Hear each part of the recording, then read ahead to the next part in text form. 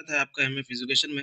जितने भी student class 12 की तैयारी कर रहे हैं, उनके लिए ये वीडियो बहुत ही खास होने वाली है क्योंकि इस वीडियो में मैं आपके लिए पॉलिटिकल साइंस यानी राजनीतिक शास्त्र की सब्जेक्टिव क्वेश्चंस का आंसर लेके आया हूं, जो आपके सेंटअप एग्जाम में 100% देखने को मिलेगा। तो वीडियो को एंड तक ज़रूर देखना। इससे पहले पॉलिटिकल साइंस का ऑब्जेक्टिव क्वेश्चंस करा चुका हूँ, जो अभी तक नहीं देखे हैं वो जाके उस वीडियो को ज़रूर देखें। वीडियो का लिंक डिस्क्रिप्शन बॉक्स में है। अगर आप नए हैं तो प्लीज़ चैनल को सब्सक्राइब एंड वीडियो को लाइक ज़रूर करना। तो चलिए वीडियो को स्टार्ट करते हैं। एक सेकंड दोस्तों, वेट कीजिएगा। दोस्तों, ये पॉलिटिकल साइंस का सब्जेक्टिव क्वेश्चंस है, जो आपके सेंटअप एग्ज़ाम में 100% यहीं से पूछा जाएगा।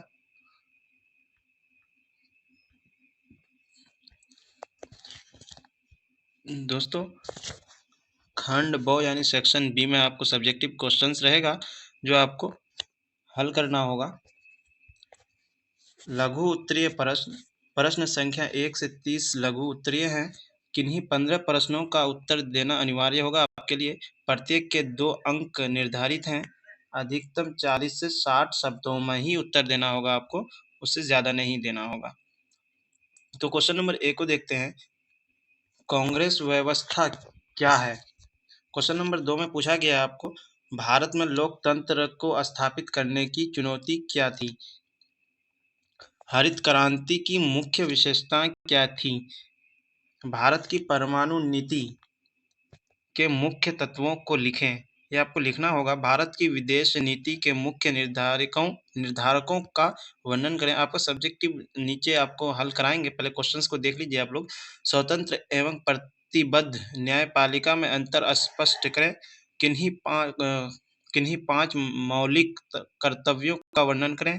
क्वेश्चन नंबर 8 में दिया है आपका, गठबंधन की राजनीतिक से आप क्या समझते हैं? क्वेश्चन नंबर 5 में है आपका, पंचायती राज्य में सरपंच की शक्तियों की व्याख्या करें। क्वेश्चन नंबर 10 में है आपका, संविधान की प्रस्तावना से आप क्या समझते हैं? क्वेश्चन नंबर 11 में है आपका, सतत विकास क्या है? क्वेश्चन नंबर 12 में आपको पूछा गया, दक्षिण एशियाई मुक्त व्यापार समझौता क्या है? क्वेश्चन नंबर 13 में आपको पूछा गया, मंडल आयोग की 2 सिफारिशें बताइए। किसी क्वेश्चन नंबर 14 में आपका, किसी राज्य में संवैधानिक संकट का क्या तात्पर्य है? क्वेश्चन नंबर 15 में आपको पूछा गया है, पर यूरोपीय संघ के मुख्य उद्देश्यों का उल्लेख करें। क्वेश्चन नंबर 16 में आपको पूछा है, संरक्षणवाद क्या है? आपको 17 नंबर में दिया हुआ है, उदारीकरण का क्या अर्थ है? क्वेश्चन नंबर 18 में आपको पूछा गया है, क्षेत्रीय असंतुलन से आप क्या समझते हैं? क्वेश्चन नंबर 19 में आपको दिया गया है, अलगाववादी आंदोलन का अर्थ क्या है? क्वेश्चन नंबर 20 में आपको पूछा गया है, राष्ट्रीय निर्माण से आप क्या समझते हैं? क्वेश्चन नंबर 21 में आपका दिया गया है, राजनीतिक दल बदल क्या है? क्वेश्चन नंबर 22 में आपको पूछा गया है, जनता पार्टी के स्थापित होने के कारणों का उल्लेख करें। ये आपको बताना होगा। क्वेश्चन नंबर 23 में दिया है, राजतंत्र एवं गणतंत्र में क्या अंतर है? क्वेश्चन नंबर 24 में दिया गया है, धर्मनिरपेक्षवाद क्या है? क्वेश्चन नंबर 25 में दिया गया है, बहुदलीय व्यवस्था क्या है? तो आपका 26 में दिया हुआ है, भूमंडली उस उष्मायन हाँ उष्मायन क्या है? क्वेश्चन नंबर 27 में दिया हुआ है, एमनेस्टी इंटरनेशनल किस प्रकार का संगठन है? क्वेश्चन नंबर 28 में आपको पूछा गया है, संप्रदायवाद क्या है? क्वेश्चन नंबर 29 में आपको पूछा गया है, द्विराष्ट्रीय सिद्धांत क्या है? तो आप क्वेश्चन नंबर 30 में आपका पूछा गया है, विविधता में एकता से आप क्या समझते हैं? दोस्तों, वहीं आपको पूछा जाएगा दीर्घ और उत्तरीय प्रश्न, लॉन्ग आंसर टाइप क्वेश्चन पूछा जाएगा। आपको प्रश्न संख्या 31 से 38 दीर्घ उत्तरीय प्रकार हैं। किन्हीं 4 प्रश्नों का ही उत्तर देना है आपको। प्रत्येक के लिए 5 अंक का आपको मिलेगा, जो 120 से 140 शब्दों में उत्तर देना आपको देना होगा। तो आपको सब्जेक्ट लॉन्ग लॉन्ग क्वेश्चन में आपको पूछा जाएगा। क्वेश्चन नंबर 31 में पूछा जाएगा आपको, समकालीन विश्व में संयुक्त राष्ट्र संघ की भूमिका का मूल्यांकन करें। तो आपको क्वेश्चन नंबर 32 में आपको पूछा जाएगा, भारत के परमाणु नीति के उद्देश्य क्या हैं? क्वेश्चन नंबर 33 में आपको पूछा जाएगा, भारतीय राजनीतिक में भारतीय जनता पार्टी के उद्देश्य उदय के कारणों का विवेचना करें। क्वेश्चन नंबर 34 में आपको पूछा जाएगा, वैश्वीकरण को परिभाषित करें, क्या यह अवधारणा बहुआयामी है?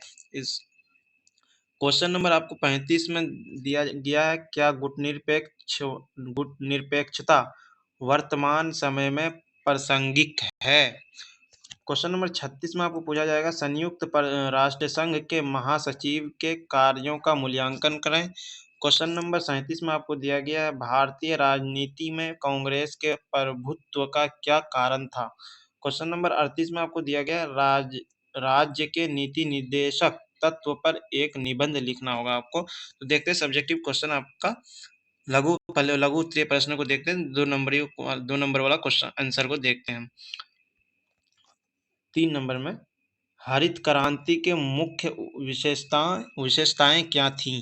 तो आपको आंसर में लिखना है आपको, हरित क्रांति अथवा भारतीय कृषि में लागू की गई नई विकास विधि का सबसे बड़ा लाभ ये हुआ कि देश में फसलों के क्षेत्रफल में वृद्धि, कृषि उत्पादन तथा उत्पादकता में वृद्धि हो गई। विशेषकर गेहूं, बाजरा, धान, मक्का तथा ज्वार के उत्पादन में आशातीत वृद्धि हुई, यानी अधिक से अधिक वृद्धि हुई, जिसके परिणाम स्वरूप खाद्यान्नों में भारत आत्मनिर्भर सा हो गया। क्वेश्चन नंबर 8 का आंसर होगा, गठबंधन की राजनीति से आप क्या समझते हैं? तो इसका राइट आंसर होगा, गठबंधन की राजनीति का मतलब है जब दो से ज्यादा राजनीतिक दल आपसी लक्ष्य को हासिल करने के लिए मिलकर काम करते हैं। आम तौर पर यह समझौता किसी एक कार्यकाल के लिए होता है। क्वेश्चन नंबर 9, पंचायती राज्य में सरपंच की शक्तियों की व्याख्या करें। तो आपका इसका आंसर होगा, सरपंच को यह सुनिश्चित करना होता है कि ग्राम सभा की बैठकों में दिए गए सुझावों पर ग्राम पंचायत की बैठक में प्राथमिकता के रूप में चर्चा की जाए। ग्राम सभा के प्रस्तावों पर सुनिश्चित कार्यवाही करने के लिए सरपंच द्वारा सक्रिय भूमिका निभाई जानी चाहिए। क्वेश्चन नंबर 10 में पूछा गया आपका, संविधान की प्रस्तावना से आप क्या समझते हैं? तो आपका इसका आंसर होगा, संविधान की प्रस्तावना में उस मौलिक दर्शन और मौलिक मूल्यों का उल्लेख है जो हमारे संविधान के आधार हैं। यह उन मुख्य उद्देश्यों को निर्धारित करता है जिन्हें संविधान प्राप्त करना चाहता है। ये संविधान को दिशा और उद्देश्य देता है। क्वेश्चन नंबर 11 में है, सतत विकास क्या है? तो आपका इसका आंसर होगा 11 का, सतत विकास उन मुद्दों पर बेहतर निर्णय लेने का एक तरीका प्रदान करता है जो हमारे सभी जीवन को प्रभावित करते हैं। क्वेश्चन नंबर 14 में पूछा गया आपका, किसी राज्य में संवैधानिक संकट का क्या तात्पर्य है? तो आपका इसका आंसर होगा, राजनीति विज्ञान में संवैधानिक संकट किसी सरकार के कामकाज में एक समस्या या संघर्ष है जिसे राजनीतिक, संविधान या अन्य मौलिक शासकीय कानून हल करने में असमर्थन माना जाता है। तो आपका 16 में पूछा गया आपका, संरक्षणवाद क्या है? 16 का आंसर होगा आपका, संरक्षणवाद का मतलब है किसी देश की सरकार की वे आर्थिक नीतियां जिनके जरिए घरेलू उत्पादकों को बढ़ावा दिया जाता है। संरक्षणवाद के जरिए देश में विदेशी वस्तुओं और सेवाओं की मात्रा को कम किया जाता है। क्वेश्चन नंबर 17 में, उदारीकरण का क्या अर्थ है? तो आपका इसका आंसर होगा, उदारीकरण का मतलब है आर्थिक विकास को बढ़ावा देने के लिए नियंत्रणों में ढील देना या उन्हें हटाना होता है। क्वेश्चन नंबर 18 में आपको पूछा जाएगा, क्षेत्रीय असंतुलन से आप क्या समझते हैं? तो आपका इसका आंसर होगा, क्षेत्रीय असंतुलन या विषमता का मतलब है कि अलग अलग क्षेत्रों में प्रति व्यक्ति आय, साक्षरता दर, स्वास्थ्य सेवाएं, शिक्षा, औद्योगिकरण और बुनियादी ढांचे में काफी अंतर हो। क्वेश्चन नंबर 19 में आपको पूछा जाएगा अलगाववादी आंदोलन का क्या अर्थ है। तो आपको आंसर लिखना है अलगाववादी आंदोलन का मतलब है किसी बड़े राजनीतिक इकाई के भीतर रहने वाले किसी राष्ट्रीय धार्मिक जातीय या नस्लीय अल्पसंख्यक का ये आंदोलन कि वह एक अलग राजनीतिक पहचान हासिल करें। अलगाववाद क्षेत्रवाद का एक रूप है। आपका 21 नंबर में पूछा जाएगा राजनीतिक दल बदल क्या है। तो आपको 21 का आंसर में लिखना होगा आपको सारी सॉरी सारी स्थितियों पर यदि यदि विचार करें सारी स्थितियों पर यदि विचार करें तो दल बदल की स्थिति तब होती है जब किसी भी दल के सांसद या विधायक अपनी मर्जी से पार्टी छोड़ते हैं या पार्टी व्हिप की अवहेलना करते हैं। इस स्थिति में उनकी सदस्यता को समाप्त किया जाता है। तो आपको 22 में आपको पूछा जाएगा जनता पार्टी के स्थापित होने के कारणों का उल्लेख करें। तो आपको इसका 22 नंबर का आंसर में लिखना होगा आपको जनता पार्टी एक राजनीतिक पार्टी है जिसे भारतीय राष्ट्रीय कांग्रेस की प्रधानमंत्री इंदिरा गांधी द्वारा 1975 और 1977 के बीच लगाए गए आपातकाल के विरोध में भारतीय राजनीतिक दलों के एक समूह के रूप में स्थापित किया गया था। क्वेश्चन नंबर 24 में आपको पूछा गया है धर्मनिरपेक्षवाद क्या है। तो आपको इसका आंसर में लिखना है धर्मनिरपेक्षता क्या है। इसका अर्थ ये इसका अर्थ है जीवन के राजनीतिक आर्थिक सामाजिक और सांस्कृतिक पहलुओं से धर्म को अलग करना। धर्म को विशुद्ध रूप से व्यक्तिगत मामला माना जाता है। बहुदलीय व्यवस्था क्या है। तो आपको 25 में आंसर लिखना है बहुदलीय व्यवस्था एक ऐसी राजनीतिक व्यवस्था है जिसमें एक देश के अंदर विभिन्न राजनीतिक पार्टियां चुनाव में भाग लेती हैं और जिस पार्टी को जनता का बहुमत प्राप्त होता है वह सत्ता में आ जाती है। विविधता में एकता से आप क्या समझते हैं। तो आपको 30 नंबर का आंसर लिखना है विविधता में एकता से आप अच्छा विविधता में एकता से आपका क्या अभिप्राय है।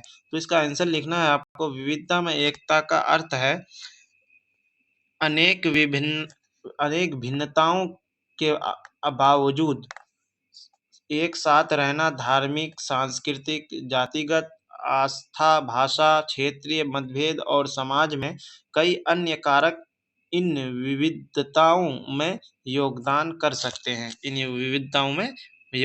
सकते हैं तो आपको दीर्घ प्रश्न पूछा जाएगा उसका आंसर आपको लिखना है 8 दीर्घ क्वेश्चन पूछा जाएगा यानी लॉन्ग क्वेश्चन पूछा जाएगा उसमें चार ही का आंसर देना है आपको। तो देखते हैं उन चार आंसर को भी। तो चलिए क्वेश्चन नंबर 32 भारत के परमाणु नीति के उद्देश्य क्या हैं। तो आपको इसका आंसर लिखना है भारतीय परमाणु हथियारों का मूल उद्देश्य भारत और उसकी सेनाओं के खिलाफ किसी भी देश या इकाई द्वारा परमाणु हथियारों के इस्तेमाल की धमकी को रोकना है। भारत परमाणु हमला करने वाला पहला देश नहीं होगा लेकिन अगर रोकथाम विफल हो जाती है तो वह दंडात्मक जवाबी कार्रवाई करेगा। क्वेश्चन नंबर 34 में पूछा जाएगा आपको वैश्वीकरण को परिभाषित करें। क्या यह अवधारणा बहुआयामी है। तो आपको इसका आंसर लिखना है वैश्वीकरण एक जटिल और बहुआयामी अवधारणा है जिसमें राजनीति सामाजिक अर्थव्यवस्था संस्कृति और प्रौद्योगिकी जैसे क्षेत्र शामिल हैं। यह एकल प्रक्रिया नहीं है बल्कि ऐसी प्रक्रियाओं का संयोजन है जो कई बार ओवरलैप और विरोधाभासी भी हो सकते हैं। इसलिए वैश्वीकरण को किसी एक विषय में बांधा नहीं जा सकता है। क्वेश्चन नंबर 35 में आपको पूछा जाएगा क्या गुटनिरपेक्षता वर्तमान समय में प्रासंगिक है। तो आपका इसका आंसर लिखना है आपको दोस्तों गुटनिरपेक्ष नीति को लाए हुए 55 से भी अधिक वर्ष बीत चुके हैं किंतु अपनी प्रगतिशीलता एवं समतावादी अवधारणा के कारण यह नीति आज भी प्रासंगिक है। वर्तमान समय में अमेरिका तथा चीन विश्व की बड़ी शक्तियों के रूप में उभर रहे हैं और ये अपनी हितों के लिए विश्व के देशों को अपने अपने पक्ष में करने का प्रयास कर रहे हैं। क्वेश्चन नंबर आपको 38 देखते हैं। राज्य के नीति निदेशक तत्व पर एक निबंध लिखें। तो आपको लिखना है, इसका आंसर में लिखना है आपको 38 क्वेश्चन नंबर 38 का आंसर में लिखना है आपको, निर्धारित करते हैं कि राज्य यथासंभव सामाजिक व्यवस्था जिसमें सामाजिक, आर्थिक और राजनीतिक न्याय की व्यवस्था राष्ट्रीय जीवन की सभी संस्थाओं में कायम करके जनता नीतियों को ऐसी दिशा देगा ताकि तब सभी पुरुषों और महिलाओं को जीविका जीविकोपार्जन का जीविकोपार्जन के पर्याप्त साधन मुहैया कराए जाएं। तो दोस्तों ये वीडियो आपको कैसा लगा कमेंट में ज़रूर बताना। अगर कोई क्वेश्चन समझ में नहीं आया या कुछ पूछना चाहते हैं तो चैनल के डिस्क्रिप्शन में व्हाट्सएप नंबर दिया हुआ है, आप SMS कर सकते हैं। तो चलिए मिलते हैं फिर नेक्स्ट वीडियो में, तब तक के लिए बाय बाय, टेक केयर।